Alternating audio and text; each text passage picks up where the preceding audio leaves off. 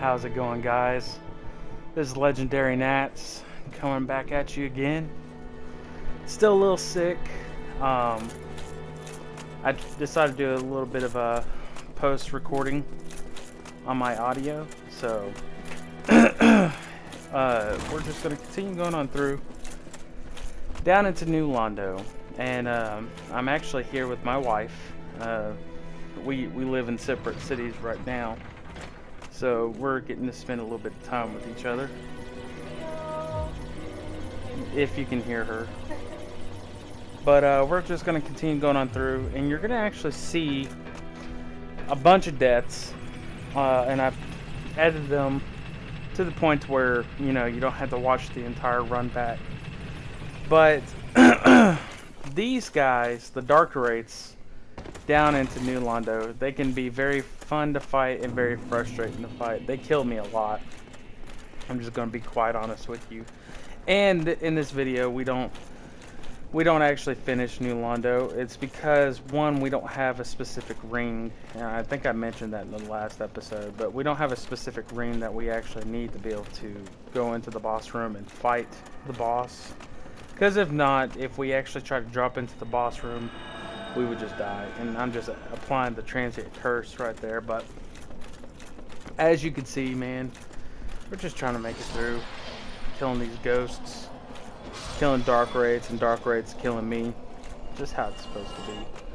But and a couple of things that I do want to hit on. If you've made it to this point, oh, and right here I was showing that's the pathway to go get that Firekeeper soul, so you can get +1 at the very beginning of the game after you've beaten whatchamadoodle, what's his name, Solemn Demon, and you can just go in there and grab that. But if you can make it to this point in the game, and sorry, I'm also dealing with a little bit of sinus congestion, so you're going to hear me do that from time to time, so I apologize. But if you actually make it to this point in the game, as I've been trying to say, you're going to be able to start finding these Dark Wraiths. Now, the Dark Wraiths, one, look freaking awesome. They're one of my more favorite designed humanoid characters. But one of the things that you'll be able to do is actually farm them. They give about 12,000 souls, so they don't get like a huge amount. If you get like the Silver Serpent Ring, I think they'll give around 18 to... I think it's about 18. I think it gives, well, it may be around 16. I think they actually give about 20% more souls for enemies. But if you were to wear that along with the Head of Avarice, which is the thing that you get from killing a mimic, looks like a giant mimic on top of your head, but it kind of dwindles away at your health, so that it is kind of a risk factor. But you can actually get a good amount of souls. But that's not the cool thing about killing Dark Wraiths. Actually, the cool thing about killing Dark Wraiths is the fact that you'll get Titanite slabs and Titanite chunks. The slabs are a little bit rare.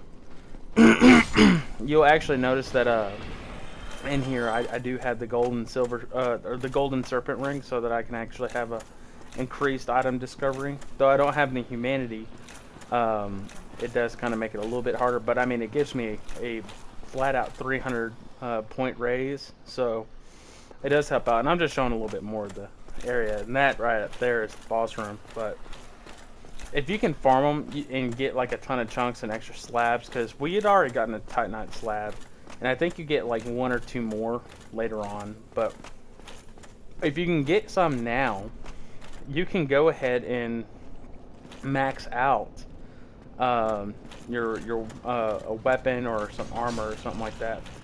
And going in here, you'll see that there's some ghosts and Dark Wraiths, and there was also a big blobby thing. And you see how crazy Dark Wraiths can actually be right there. But that big blobby thing, which you'll see it once we get back up there.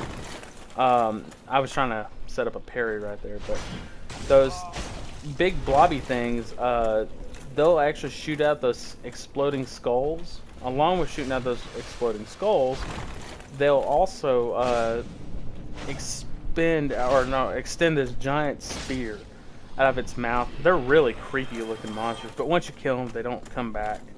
They're not like the other enemies, but there it is. That thing is just horrendous looking. I mean, just, I don't even think its mama would love it. So that's just how ugly this thing is. But it's really not that hard because it can't actually get out of that little spot right there. So it's really not that hard, and they are kind of susceptible to fire damage. Later on, I take out the second one pretty easily, just throwing fireballs at it. But man, New Londo, it can be a challenging place. It's not the most challenging place. Oh, and they also vomit on you, so there is that. It's pretty gross, but they are kind of gross already. But New Londo, man, this place is just crazy. It really is. I mean, you learn so much about these things, especially going through the different dialogues and finding out a little bit more. That little 4 wombo combo that they do just destroys you. But you find out a lot of things, and especially with how these guys, the Dark Wraiths, are considered abominations. Now, we actually have come across the Dark Wraith before, and we came across him in the depths, and his name was Kirk. He was the guy who I destroyed really, really easily. He just invades you, and we got his shield. He's actually part of Dark Wraith Covenant, and if I remember correctly, being a part of the Dark Wraith Covenant, when you actually kill, and like once you invade into someone's world and you kill them, I think you get humanity for it, and that's what Dark Wraiths are known for. That's why they're considered abominations, is because they have figured out the way to extract humanity from people. And when they did that, I mean, they were deemed dangerous. They were deemed evil. So that's why our boy Artorias had to come over here and get them. And so that's a little bit of the backstory behind them. And the 4 kings, once we actually make it to the 4 kings in this area, the 4 kings actually is a very deformed looking boss. A lot of people don't really like him, mainly because he's kind of a DPS test. So you have to do a lot of damage to him, and a lot of times, a lot of people kind of put on like some of the strongest armor that they have and just go at him full force, and he'll actually extract humanity as well from you. And it's just crazy that they got so greedy with wanting humanity, wanting to be, you know, these powerful beings, and then when they did that, some way, shape, or form, they ended up getting flooded by Gwen and them. So I still want to know how they were able to flood them. That is just one of the craziest things to me. But if you actually are heading towards the catacombs and you look down, it shows the ruins of New Londo. So that just kind of adds on to the connectivity of this world of Dark Souls. And in here, we're kind of stuck in a cave, so everything is dark. Everything's, you know, there's really no light other than the cracks in the walls. So it just kind of adds on to just the atmosphere of it. But another thing that I do actually wanted to kind of say a few different things that about the series that I've actually been noticing while trying to play through the game and all that. And I know that some of you probably are wondering how come you're not seeing certain item descriptions or anything like that, or I'll accidentally trigger something when I don't mean to. That's happened a couple of times, like when I gave the big ember to see, they just dropped a slab for me right there, and you've seen they've dropped a few chunks for me as well. But excuse me, sorry about that. But you've probably wondered how come I haven't really shown some of that stuff, and it's really because I forget. I'll do some farming, and then I'll kind of get in the mode of farming, and then I'll forget to do it. So these times whenever I'm doing specific farming, like I was doing in this video, especially in the last video, I was doing some farming, and I was like, you know what, I might as well go ahead and go ahead and start recording. Now right here, I'm actually looking at changing my weapons and see what I can go with, and I end up going with the rapier because I have it at +10, and it's a really good dex weapon.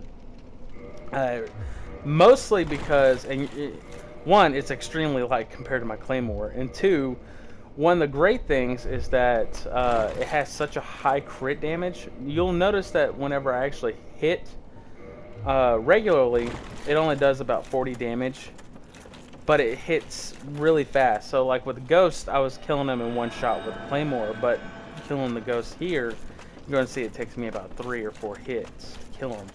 And that's because, one, I'm not that invested on dexterity. If I actually had more dexterity, I would probably have higher scaling in it, but I don't really care that much about doing a full dex build. I'll probably raise my dexterity probably to about 25, maybe 30, but I'm definitely going to raise my strength to about 50. Because there's quite a few weapons I would like to actually kind of implement some builds, and that's one of the things I was going to talk about, is trying to do some different builds.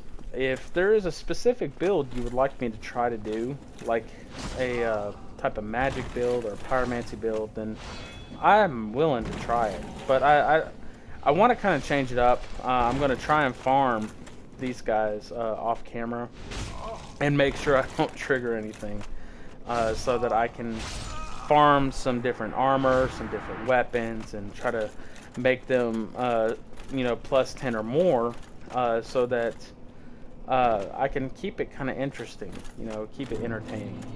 And I also mentioned in the last episode that every once in a while I'm going to do this thing where I record, I do post-recording. So if that's something that y'all are liking, just let me know. It gives me the ability to actually focus a little bit more on lore and focus a little bit more on what I'm trying to say, instead of having to, fend for my life. You could do things a lot easier when you're not trying to survive, just saying. But I will do these every once in a while, but for the most part, you're going to still see me do my gameplay stuff, and because I think seeing the raw reaction tends to be some people's favorite moments, especially whenever I get really pissed off because I die. Especially here, you'll see a cut. I had to take a break because, one, I wasn't feeling good, and two, I got pissed off because I died so many times. I was like, you know what? Screw this game. I hate this game. But I really don't hate the game. It's just, why hate the game? I should hate the player. But then that would mean I'd have to hate myself. So nothing's different. So, whatever. I don't hate myself. Sometimes. So, but we notice that there's a lot, and I know I keep jumping all over the place, but we notice that there is just a bunch of crazy crap going on down here in not Inner Londo, but New Londo. And one of the weirdest things, and I never understood this, I actually was watching Epic Name Bro today on my drive. Well, no, I wasn't watching him, I was listening to him. And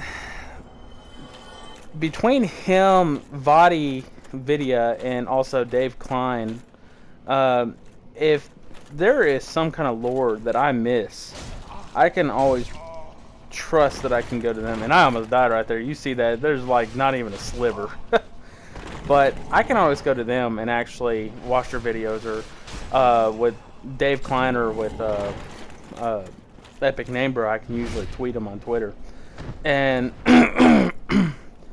I can tend to kind of piece on the stuff because I will forget stuff. In fact, I was watching his Epic Name Bro whenever he was going down into the depths, and I had mentioned the reason why the gaping dragon looks like a giant vagina with teeth was because I said that it just couldn't stop eating. It became too gluttonous. Well, that's not true. And I wanted to fix my error here, mainly, and that's why I like doing these little post things. But my error was the fact that he was gluttonous, but that's actually not what it was. The fact is that he was one of the dragons that survived. So with him being one of the dragons that survived, he was already what was considered immortal. All the everlasting dragons are all immortal. We'll actually go into a place and find an everlasting dragon, and it's non-hostile, and it's also a covenant that you can join. But this dragon was basically, the dragons were actually basically like a material. They weren't living beings exactly. That's why they had stone-plated scales. That's why they actually had immortality. That's why Seath the Scaleless was just really, really jealous. Like, if you thought your girlfriend could get jealous, oh no. Nothing compared to Seath. Because Seath did not have scales, so he was going to eventually die. So why not take it out on them and kill them all? So that, one, it would give him plenty of research to actually go into, and two, so that he would be one of the few dragons to still be alive and actually rule in that. And also, three, the promises that Gwen gave him. So then we come down to our boy Gaben Dragon. Why did he mutate the way that he did? Well, when Gwen, Nito, and the Witches of Izalith and the Pygmy grabbed the Lord Souls, they ended up basically doing something. They brought forth life and death. They invented life and death. Because if you actually look into Nito, he was the first dead. He was the first of the dead. So he brought forth death, while you can even say that Gwen brought forth life. And because of that, the reason why the Gaben Dragon looks the way he does is because of the advent of life and death. It literally mutated him and distorted him in such a manner because he was not really a true living being. But now it is it was what it was. It became mutated because of Gwen and them. So that is something to kind of keep in mind. It's very interesting on what happens with that. Golly, that homing, you would never expect that the homing would actually get you that well, but it sure does. So I wanted to correct that little error that I did. I wanted to let you guys know that I was wrong about that, and I am not too high and mighty to admit when I'm wrong. My wife might disagree, but I'm definitely not too high and mighty to admit whenever I am wrong, if I am wrong. I hope you don't hear her in the background, but when he wants to. Anyways, don't mind the higher pitched voice in the background. But we also go into a little bit further detail whenever it comes to just how rich this game is, full of lore. Miyazaki is hands down one of my favorite storytellers whenever it comes to the gaming media. The things that he does, and probably a lot of people know this, but for some of you who are now just picking up this game and you're watching me trying to teach you how to play the game in a very piss-poor manner, but as you watch, you will start to notice that Miyazaki tends to do things a little bit differently than what a lot of different games do. A lot of different medias try to utilize visual effects. So you have all these different cutscenes going on. Miyazaki actually kind of pushes you to search it out yourself. And for the longest time, my wife, she did not like how Dark Souls did that, because she was more of a Skyrim player. And though I like Skyrim, I don't like the storytelling of Skyrim as much. She does. And it's all because they kind of list everything out very easy for her to actually understand, while this game is quite convoluted. You know, think of it kind of like What would be a good example? You could say, think of it kind of like the Sesame Street compared to something along the lines like, oh, I don't know, Lost. That's essentially the comparisons that you're having. I'm not trying to compare Skyrim to Sesame Street, but whenever it comes to a lot of the lore, it gives it a lot to you and the cutscenes, but it doesn't go as deep because it's also one of those games that does kind of borrow some aspects of how Demon Souls was since it came out, was that you could actually sit there and read the thousands of books in Skyrim and find out even deeper lore. And any person who's out there who's watching my video, if you think I'm ragging on Elder Scrolls, that is not the case. I love Elder Scrolls, so don't get me wrong. So we look at how Miyazaki does his stories, and since Miyazaki actually did Demon Souls, Dark Souls 1, Dark Souls 3, and Bloodborne, while Dark Souls 2 is the bastard child out of it that was not done by him, it was actually done by the B team. The B team tried to do what Miyazaki does, but they ultimately just couldn't hit it on the same level.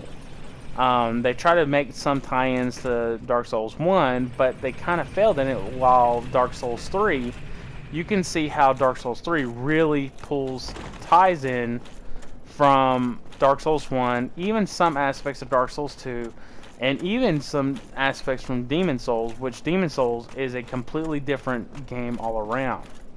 So that is a really cool aspect of how this storytelling is. And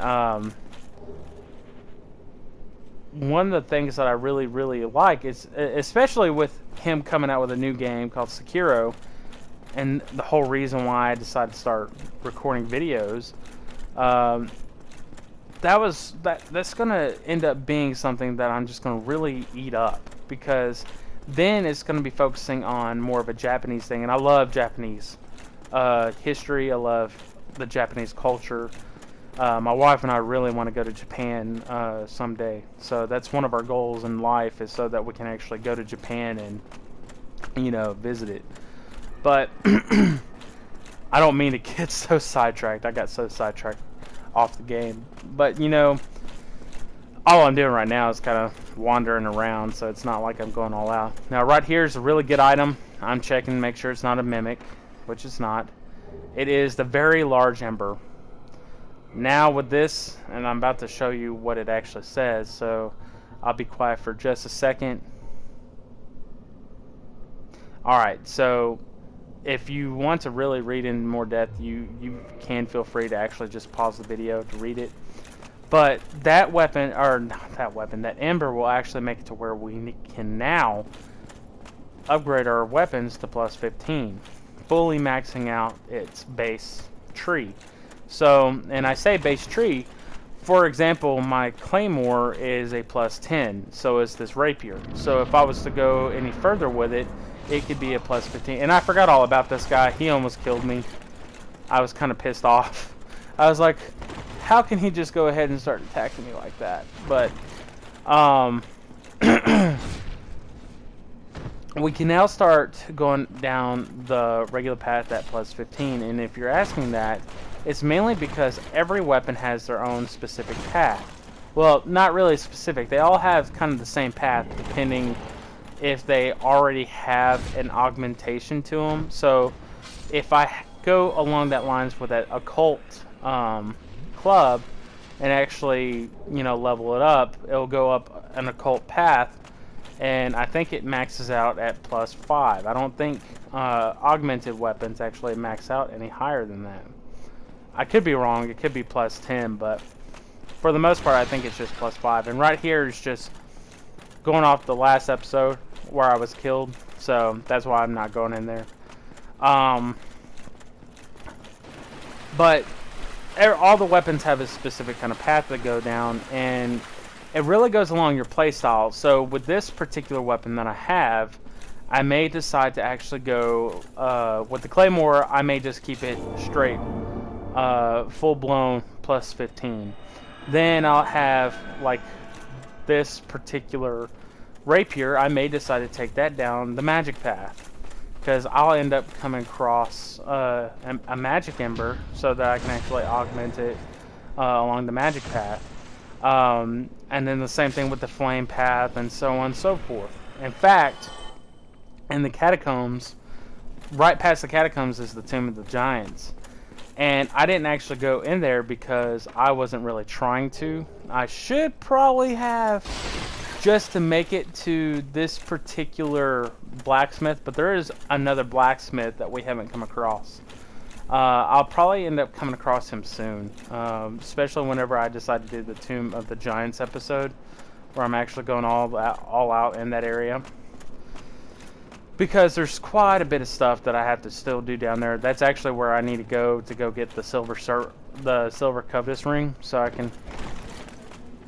Well, it is the silver serpent covetous ring, but being able to get that ring so I can actually increase my amount of souls that I can get, just so it can make farming a little bit easier. I could wear the helmet, but the helmet it drains your life.